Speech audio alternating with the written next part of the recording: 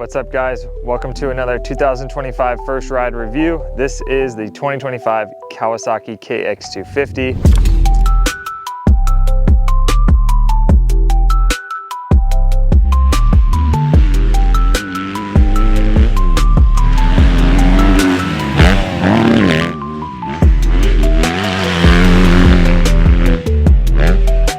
We're here in beautiful Washougal, Washington. All new 2025 Kawasaki KX250.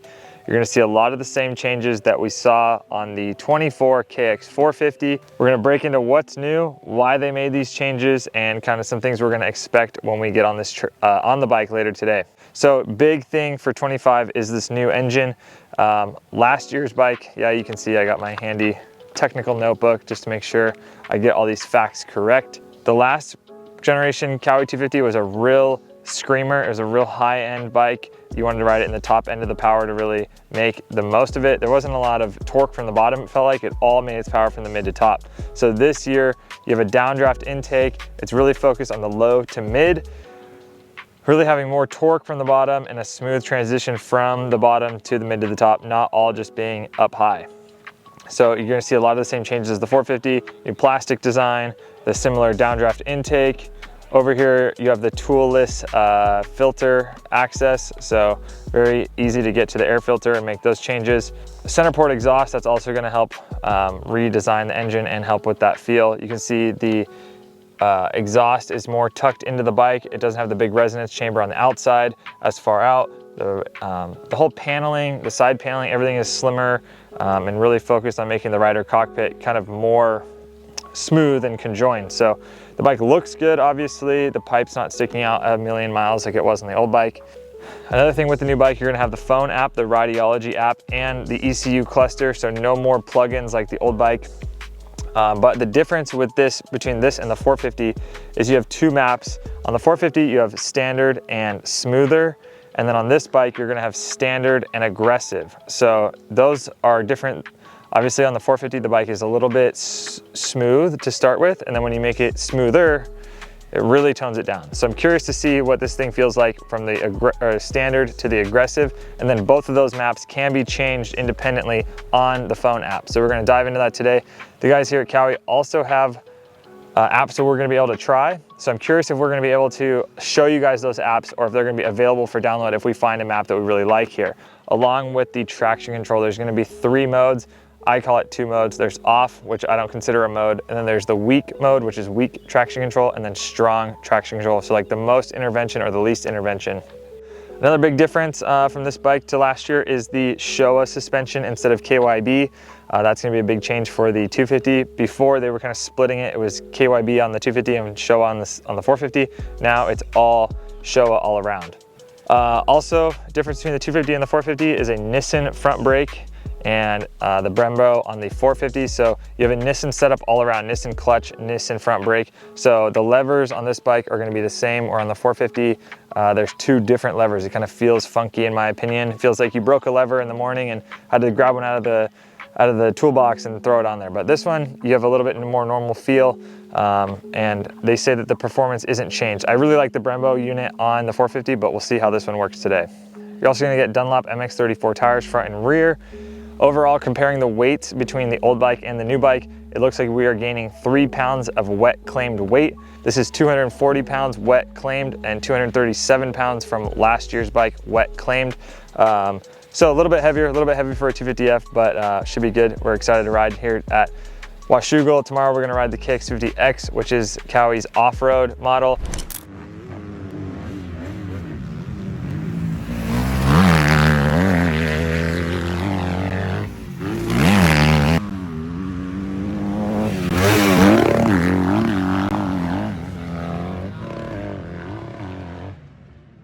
It's nice. I haven't had a chance to ride too much. I did ride the 2025 KX250 at Loretta's doing the Grand Marshal thing, but just haven't been getting into broadcasting and focused on that side of things. So haven't had a chance to ride much. No bike in the garage yet, but was very excited to get up here for a couple days, ride the new bike. This is really one of my favorite tracks. Always has been. Excellent conditions the last couple days. We even had a little a cross-country section, riding some trails today. I never get a chance to do that stuff. So it's been a lot of fun, a lot of improvements on the new bike, and yeah, just excited to be here. First roll really as an ambassador. You know, I guess you can count Loretta's, but kind of a full circle moment for me. Pacific Northwest is always cool to come up here. Vibes are good, so it's been a good time. Sick. How much fun was it riding the new bike and being able to twist the grip all the way, use all this stock 250 power after riding for so long? Yeah, it's really fun, man. I think it makes me feel like a really tall guy riding the 250. I just feel like I can throw it around a lot. We're missing the tall seat. We don't have a tall seat on the bike like I had on the 450, so I've definitely felt like I could be really aggressive, getting into the revs.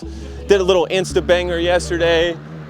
It's been a long time. I mean, besides Loretta's earlier this summer that I've ridden a stock 250, but from what I remember, these things have just come so far since probably rode a stock 50 last time, maybe 2015, 2016, and they really have come a long way. It's so much more, there's so much more torque off the bottom. One of the things, even when I was on PC, something that I struggled with was pulling third gear in some of the kind of the faster turns. And yeah, I just feel like it kind of snaps off the bottom a little bit more. I think the app and everything, being able to adjust the ECU, it's just everything is just advancing more than ever, and I've really enjoyed my time on it. Anytime I get a chance to come out here, they have the bike ready to go. It's, I'm a spoiled factory guy, right? So that's the best for me, just being able to show up. And I was making a joke to our guy Ken Essex, but I almost forgot my gear when I came here because I'm used to just having Fox, everything laid out, right? So no, it's cool. Any chance to ride. Hopefully I get to do like the team shoot, stuff like that, throw some whips, ride some supercross. I have a lot of fun on that. But yeah, I mean, it's nice being a part of the Kawasaki family. Been around since the fall of 2003, so let's keep it going. Let the good times roll, baby.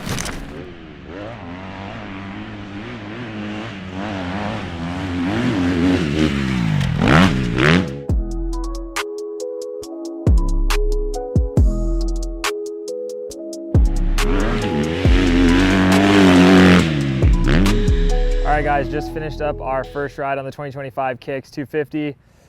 Almost had the longest ride time of the day, but that pesky Josh Mosman wrecking my plans. But yeah, so at Washougal, rode like 2.5 hours on the bike today. Have a lot to talk about. All new bike, pretty similar to all the changes you saw on the 450 in 24, now are on for 25. So big difference for me was we rode a map this morning that they put in the bike. They had it set up for Brock Tickle. It was real slick and deep this morning, as Washougal gets. So I rode this morning, standard map, put it, immediately I was like, wow, this is kind of unexciting. I wanted it to feel more, I wanted more bottom end, just more everything. It was kind of just a real mellow setting. So I put it in the aggressive mode, it was a lot better. It was like, felt 20, 30% faster. Had the mid is really strong on this bike.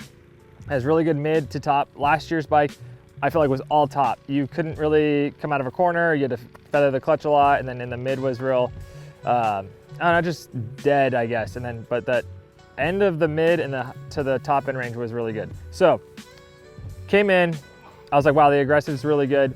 Give me something more exciting. So Mike Chavez, OG Kawasaki guy, puts a map in. I go out and ride. I go, awesome, so much better, so much pop out of the bottom, really good mid, and then it has a lot on top still. I told him, dude, this thing is awesome. This is way better than the original map that we started with today. What did you do? He goes, go put it in the aggressive setting, come back, talk to me. Go back out.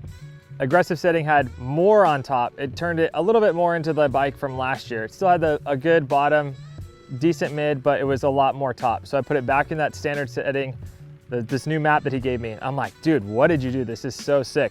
He goes, that's the standard setting. Mind blown, dude, mind blown. I was pissed. I wish he would have told me that in the very beginning, but turns out that's a standard map. So stoked. I was worried that were gonna do to this bike what they did kind of to the 450, where they just smoothed it out and made it a lot just easier to ride. But it's so good. It's really good. Like, the engine is a lot better than last year's bike. I would just leave it in the standard map. The aggressive setting is a lot more like what the bike was last year. If you want that high revving, high, mid to top end range, that's what you're gonna like. But if you want an all around motor character, the standard settings will be really good.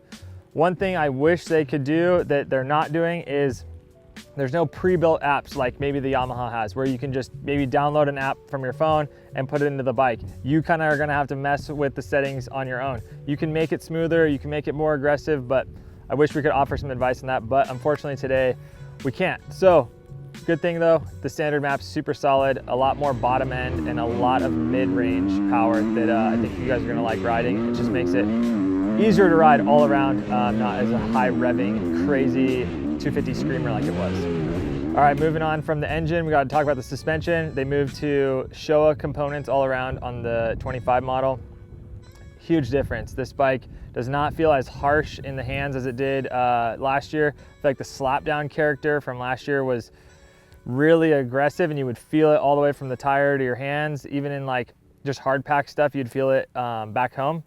This stuff feels a lot more plush than it did before, which I actually am a fan of the KYB stuff normally. This stuff worked really good. A lot of compliance. The top part of the stroke felt really plush, but then went deep on a few jumps today learning them, and had no scares at all of going too deep or pushing the fork to its limits. I had a lot of good comfort with that. A couple changes I did to the suspension was I dropped the fork height 3 millimeters just to rake the bike out a little bit, get a little more stability in the high speed sections here. And then I did a quarter turn in on the high speed in the rear, just to get the rear end to sit up a little bit more, to get a little bit more front end traction in some of these tighter sections here at the bottom of the track. But other than that, no clicker changes. The bike feels really planted. I was expecting this bike to feel tall like the 450 does, but it doesn't. It feels pretty compact and small still. You can lean into the corners, get up on the front of the bike, get it to turn and not have, I don't know, on the 450, maybe it's just the bigger engine that's making it feel like it's rising and that you're kind of on top of the bike. But this feels pretty solid, just like how you'd want it to feel. You can get in the front pocket and corner it really good. So happy with the suspension changes.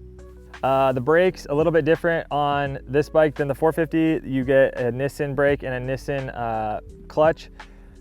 Feels good. Like I always complain on the 450, the Brembo lever and the Nissin lever, it feels like you broke a lever in the morning and you had to swap, you know, just something in your toolbox, throw it on. But the Brembo power is super good. Like it's probably the best brake in the game. The Nissin one's good. It pulls really far into the grip. It still has really good power. There's a couple good sections here where you're kind of dropping off and really hard on the brakes. No issues, no fade or anything like that, but just something to know. If you guys were hoping for a Brembo, you're gonna get the Nissin on the 250. Overall, to me, this bike is a bike I could ride all day. We just got off riding the Yamaha 250 last week, and that is a gnarly bike to hold on to all day. It's super fast and almost like overly aggressive in some areas. Maybe like a guy who's a intermediate or below might not gel with that bike. This bike to me is something that anyone could jump on and ride. A lower level rider can get on and feel comfortable, not feel too like it's too aggressive, but then even the faster guys can push it and ride that mid to top range without being, that's the only range you could ride it in. So I feel like it's a more well-rounded bike than it was before. The new plastic design is nice with the toolless air filter access. The air filter is pretty stuffed in there, I noticed when I took the cover off this morning. So I don't know how that's gonna be in a long term, but there's no seams in the front cockpit, so you can slide around, move around. It's not catching on your boots or anything anymore. I'm wearing a size 11 boot, about 6'1", so no issues for me moving around or taking my legs off or anything like that. So yeah, all around pretty stoked with the new Kawi 250. I'm a rider who likes to use that bottom and that mid-range. I don't really like to rev it all out that much. When it gets to that top range, I want to shift. So we're using third gear, second to fourth gear here today, mainly third, and it was nice to be able to ride a bike all around. Good power, fun to ride, and I think you guys are gonna really like this bike. All right, thanks guys, that's a wrap from 2025 Kawasaki KX250. We're gonna have more from Washougal here, so be sure to stay tuned to cyclenews.com. You'll find a full written review in the magazine every Monday night for free at cyclenews.com. Thanks guys for watching, catch you guys next time.